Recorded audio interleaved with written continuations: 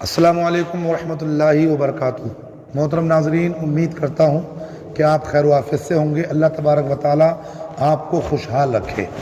پچھلی ویڈیو میں آپ نے نماز کی شرطیں، فرض اور نماز کی شروع کی 2 رکعتوں میں کیا کیا پڑھنا ہے یہ سماعت کیا۔ آج ہم سیکھیں گے کہ نماز میں جو 2 رکعتوں کے بعد ہم پڑھیں گے التحیات، اور اس کے بعد تیسری اور چوتھی رکعت میں ہمیں کیا پڑھنا ہے۔ پچھلی ویڈیو میں آپ کو میں نے بتایا تھا کہ پہلی رکعت میں الحمدو کے بعد میں قل یا ایھا الکافرون، اور دوسری رکعت میں الحمدو کے بعد میں اذا جاء نصر اللہ، یہ والی صورت پڑھ کے آپ جو ہے التحیات میں بیٹھ جائیں۔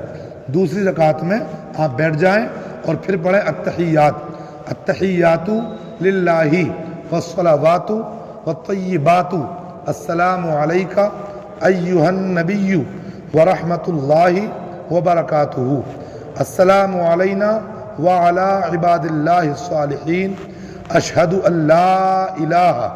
جب اشہد اللہ پہ آئیں تو اپنی سیدھے ہاتھ کی شہادت کی انگلی کو اٹھائیں، اور اس طرح اٹھائیں کہ پہلے ان 2 انگلیوں کو، جو کن کی انگلی ہے اور اس کے برابر والی ہے، ان دونوں کو ہتھیلی سے ملا لیں، اور بیچ کی انگلی اور انگوٹھا ملا لیں، اور پھر اس طرح سے شہادت کی انگلی کو اٹھائیں، اشہد ان لا الہ۔ جب الہ پہ آئیں تو پھر اپنے ہاتھ کو سیدھا کر لیں، اشہد ان لا الہ الا اللہ واشہد ان محمدً عبدہ ورسولہ۔ یہ التحیات ہو گئی۔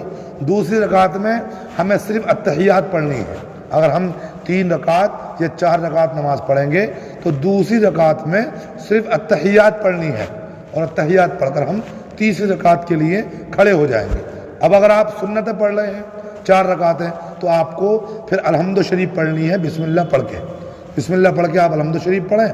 اس کے بعد میں آپ جو اذا جاء کے بعد میں جو صورت ہے تبت یدا، آپ اس صورت کو پڑھیں۔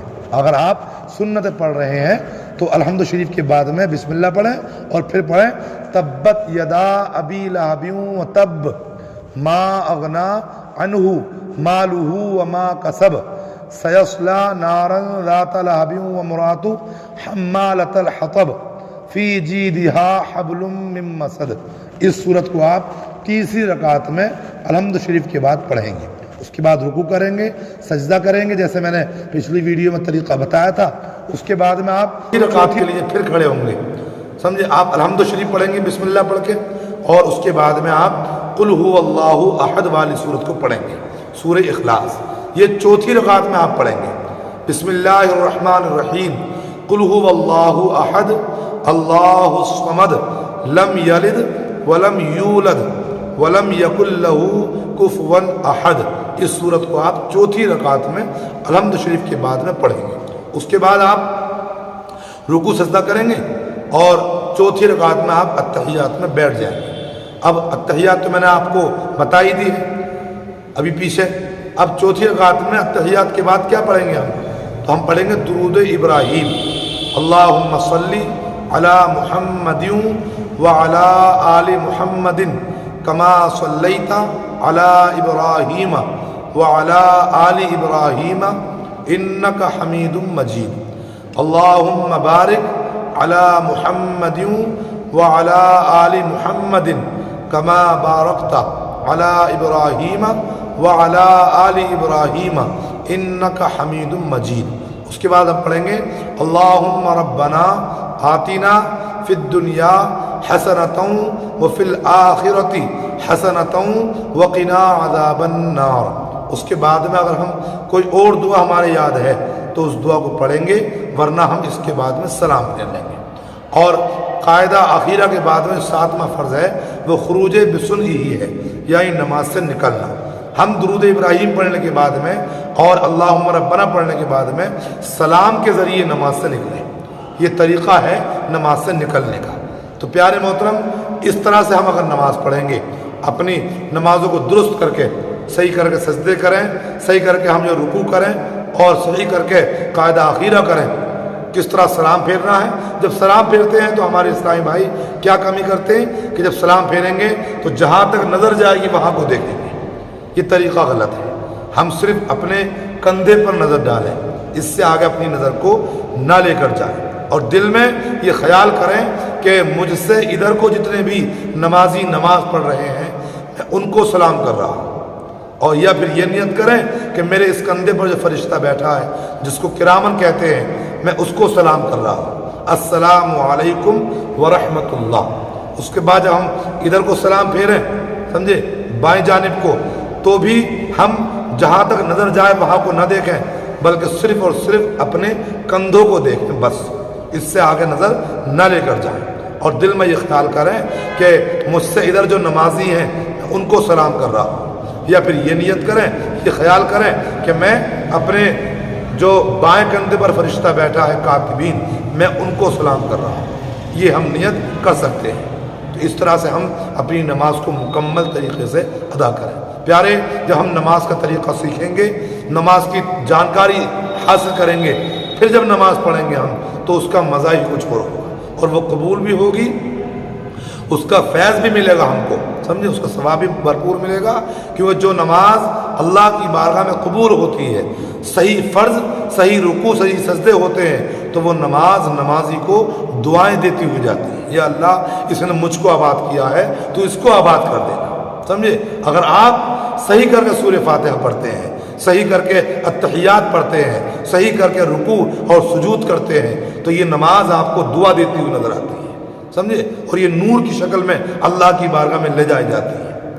اور جو نماز، جس نماز میں الحمد صحیح نہیں پڑھی جاتی، جس نماز میں التحیات صحیح نہیں پڑھی جاتی، یا رکوع اور سجود صحیح نہیں ہوتے، تو اس کو ایک کپڑے میں لپیٹ کر آسمانوں کی طرف لے جایا جاتا ہے، اور وہ نماز اپنے پڑھنے والے کو بد دعا دیتی ہوئی جاتی ہے، وہ کہتی ہے اللہ اس نے مجھ کو برباد کیا ہے تو اس کو برباد کر دو۔ بتاؤ، جب نماز کی بد دعا لگے گی ہمیں تو پھر کیسے ہم کامیاب ہو جائیں گے، ہیں؟ کیسے ہماری دعا قبول ہو جائے گی، کیسے ہماری پریشانیاں دور ہو جائیں گی؟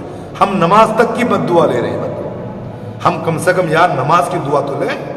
نماز ایک اہم فریضہ ہے، ہم اس کی بد دعا لیں گے تو کیسے کامیاب ہو جائیں گے؟ تو اس لیے نماز ایسی پڑھیں جو نماز آپ کو دعائیں دے، سمجھے آپ؟ جب نماز دعائیں دے گی، جب وہ قبول ہوگی، اور اللہ تبارک و تعالیٰ نماز کی دعا کی بدولت ہمارے گناہوں کو معاف فرمائے گا، سمجھے۔ تو اس لیے میرے پیارے محترم، یہ علم دین ہمارے لیے فرض ہے، نماز کا علم سیکھیں، اور یہ شیطان آپ کو نا روکنے کی پوری کوشش کرتا ہے کہ آپ نماز کا علم نہ سیکھیں۔ اگر سیکھ لیا تو پھر اس پر عمل کرنا پڑے گا، پھر نماز صحیح پڑھنی پڑے گی، اور صحیح نماز پڑھ لی تو گناہوں کی معافی ہو جائے گی، اور گناہوں کی معافی ہو گئی تو پھر شیطان کے ساتھ جہنم میں جائے گا کون؟ اس لیے شیطان ہم کو نماز پڑھنے نہیں دیتا اور نماز کا طریقہ سیکھنے نہیں دیتا، یہ وجہ ہے، وہ ہمیں اپنے ساتھ جہنم میں لے جانا چاہتا ہے۔ تو میرے پیارے محترم، لیکن ہم عقل مند ہیں، اللہ نے ہم کو عقل سلیم عطا فرمائی ہے، بے وقوف نہیں ہے، ہم عقل مند ہیں، اور عقل مند آدمی اپنی جنت کے بارے میں سوچے گا، جہنم کے بارے میں نہیں۔ عقل مند آدمی دیکھ لے گا کہ ایک طرف آگ جل رہی ہے اور ایک طرف ٹھنڈی ہوا ہے، سکون ہے، تو آپ جانتے ہو کہ جہاں سکون ملے گا وہاں جانا پسند کریں گے۔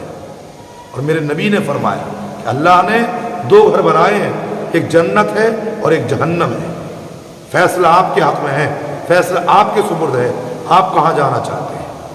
آپ نمازیں چھوڑ کر اللہ کی نافرمانی کر کے آپ جہنم میں جانا چاہتے ہیں، یا پھر اللہ کی بارگاہ میں سر جھکا کر جنت میں جانا چاہتے ہیں؟